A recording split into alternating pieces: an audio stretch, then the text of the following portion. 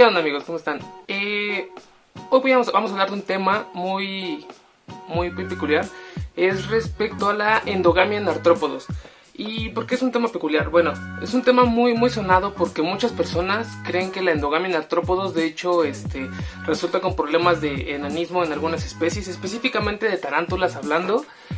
Muchos creen en el hobby que cuando haces endogamia, en el caso de las tarántulas, 2 o 3 generaciones después todas las crías salen mal o hay problemas, y esto se debe mucho a que algunos hobbyistas han realizado apareamientos consanguíneos en algunas especies de tarántulas y han tenido algunos problemas con las puestas. Por ejemplo, en Caribena versicolor, que es una especie que se considera un poquito problemática y difícil cuando son estadios juveniles, por ejemplo en estadio 3 o L3, que es cuando ya salen del ovisaco, que hay muchos decesos, y esto se puede deber a diferentes factores, de hecho todos, la mayoría externos. También es necesario considerar que los artrópodos son estrategas R, que son organismos que van a tener muchas crías, precisamente porque muchas de ellas van a morir. Es parte de su desarrollo, es parte de la especie. De hecho, muy pocos ejemplares de los que nacen en vida libre llegan a estadios adultos, entonces es necesario considerar estos puntos, ¿ok? Bueno, muchos llegan a morir, eso es normal. Cuando se trabaja con animales es bastante frecuente que tengas decesos, es bastante normal encontrar pérdidas en las puestas. De hecho es bastante normal, y muchos lo han visto en el hobby, que cuando tienes una pequeña tarantulita va creciendo, muda y se atora en la muda. Incluso es era el ejemplar preferido, era la tarántula más grande de la especie que tenías, la que más querías, y se atora en la muda. Y no sé, tenías 2 o 3 ejemplares de la misma especie y tal vez 2 o 3 que no querías tanto como esa en especial sobreviven, y es bastante normal, es algo muy frecuente, pasa en la cuestión de artrópodos. Pero bueno, regresando a la parte de la endogamia, es importante mencionar, muchos comparan a los artrópodos con la endogamia, por ejemplo en el caso de reptiles, saurópsidos, mamíferos, que son grupos taxonómicos, hablando pues ya desde el punto de vista biológico, totalmente diferentes en cuestiones genéticas. Son grupos taxonómicos que no son compatibles en esas cuestiones, ¿ok? Les voy a comentar, yo por ejemplo tengo mi cultivo de alimento, es de tenebrio. Mi cultivo de tener poquito más de 10 años, y yo lo tuve durante muchísimas generaciones. Cada cierto tiempo es pues un organismo, es un huevito, es una larva, después es una pupa y posteriormente un imago. Y así generación tras generación tras generación, sin que hubiese ningún problema. Entonces la probabilidad de que existan problemas por endogamia es baja.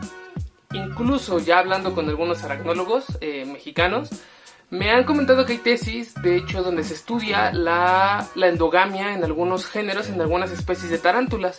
Por ejemplo, Tliltocatl, un género Brachypelma y Tliltocatl son algunas de las especies que hacen sus madrigueras, y las tarántulas llegan a vivir durante muchísimo tiempo en ellas sin ningún problema, ¿ok? Entonces viven ahí sin ningún inconveniente, y a los 30 o 40 centímetros puedes encontrar otro agujero de otra tarántula de la misma especie, posiblemente incluso de la misma puesta, pero no hay ningún inconveniente. Solamente que al momento de que llegan a madurar, los machos salen de sus madrigueras, empiezan a buscar hembras, y si la primera hembra que se encuentran es su hermana, pues es la hembra con la que posiblemente lleguen a parearse, ¿ok? De hecho, en el caso de artrópodos, en muchas especies de muchos grupos taxonómicos, tanto de mantis, en el caso de chinches, en el caso de ortópteros, en el caso de, por ejemplo, libélulas, tarántulas en este caso, son los machos los que llevan la variabilidad genética de una población a otra. Normalmente en algunos grupos taxonómicos las hembras son las que se establecen en un sitio, en un lugar, y los machos son los que llegan a esos lugares para poderse aparear.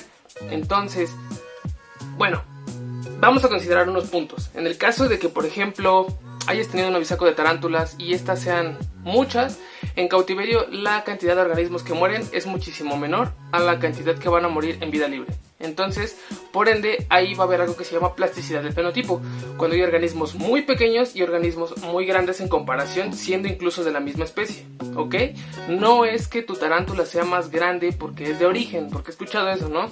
Que tienen Caribena versicolor de 18 centímetros, y la verdad es que pues no, o sea, ni de broma las especies llegan a esos tamaños. Es probable que algún organismo al azar, supere las tallas promedio de la especie, pero no es regla general. No es que la tuya, porque sea de cautiverio, vaya a ser más pequeña, o porque la hayas mandado a traer desde las islas de Martinica vaya a ser muchísimo más grande. No, simplemente es la plasticidad del fenotipo, es una cuestión de azar, cómo se expresa en el organismo. Entonces, si en vida libre mueren muchas, solamente sobreviven algunas, ¿no? Entonces puede que sean grandes o sean pequeñas. Ya llegando al estadio adulto, las que van a sobrevivir, digamos, sobrevive un macho. En este caso, pues digamos, es pequeñito, ¿no? Entonces intenta parearse.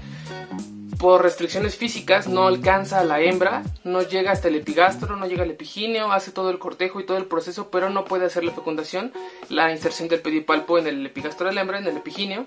Entonces es físicamente imposible. Esa es una restricción física del organismo para poderse aparear, por lo tanto no va a dejar descendencia.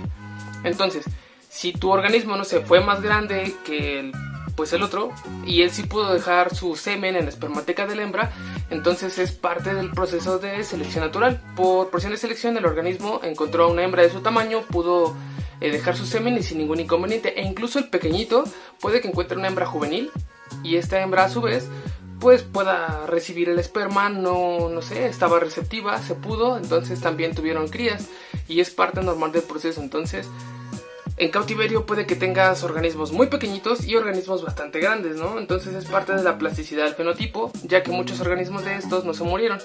Lo que normalmente se hace en el hobby es pasar un macho, a pesar de que sea chiquito, lo que luego le dicen dwarf, enano, a, no sé, alguien más que tenga una hembra. Entonces aparece un macho chiquito con una hembra grande, y si se dan, bueno, pues vas a tener tal vez crías.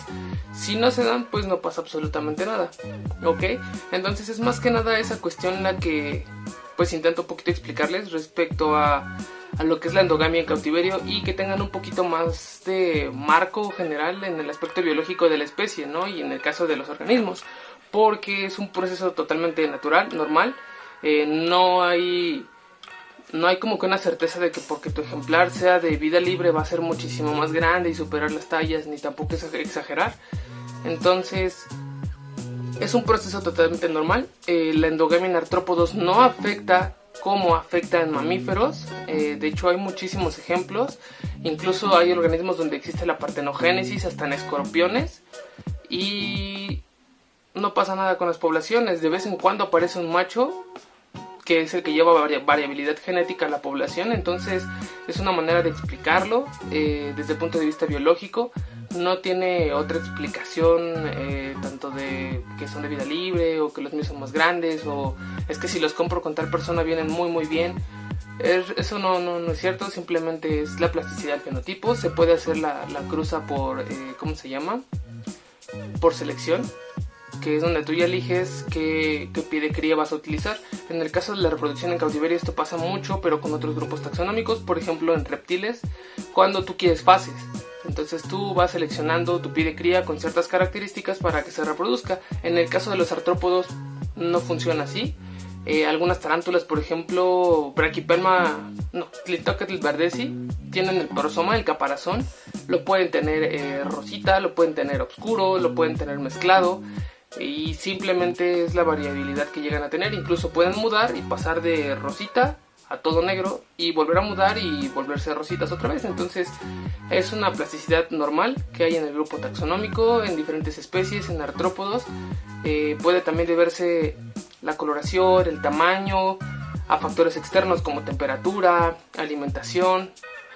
Entonces ahí no hay como tal una restricción o una regla que aplique para las cuestiones de endogamia, que en muchos artrópodos no causa ningún problema y no debe de haber mayor inconveniente. Simplemente pues también cuidar las líneas.